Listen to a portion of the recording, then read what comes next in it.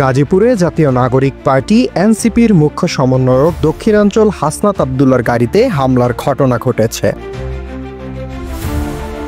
রবিবার সন্ধ্যায় নিজের ফেসবুক আইডিতে দেওয়া একটি পোস্টে এ তথ্য জানান এনসিপির আরেক নেতা আব্দুল হান্নান মাসুদ। হান্নান মাসুদ তার পোস্টে জানান, গাজীপুরের চান্দানায় হাসনাত আবদুল্লার গাড়িতে হামলা হয়েছে, আশেপাশে যারা আছেন দ্রুত এগিয়ে আসেন প্লিজ। একই তথ্য জানিয়েছেন জাতীয় নাগরিক পার্টি এনসিপির মুখ্য সমন্বয়ক উত্তরাঞ্চল সার্জিস আলম।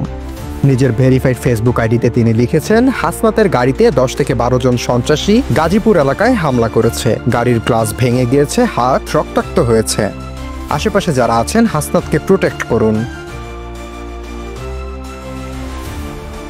জানা যায় হাসনাত আবদুল্লার গাড়িতে ধারালো অস্ত্র দিয়ে আঘাত করেছে হামলাকারীরা। এই ঘটনার কয়েকটি ছবি শেয়ার করেছেন সার্জিস আলম। এতে দেখা যায় হাসনাতকে বহন করা গাড়িটি বেশ ক্ষতি হয়েছে, হাত থেকে রক্ত ঝরছে। আরেক পোস্টে সার্জিস আলম জানান, হাসনাত যে গাড়িতে আসছিলেন সেই গাড়িতে ধারালো অস্ত্র দিয়ে গাড়িতে আঘাত করা হয়েছিল। এ হামলার ঘটনায় বিস্ময় প্রকাশ করেন তিনি।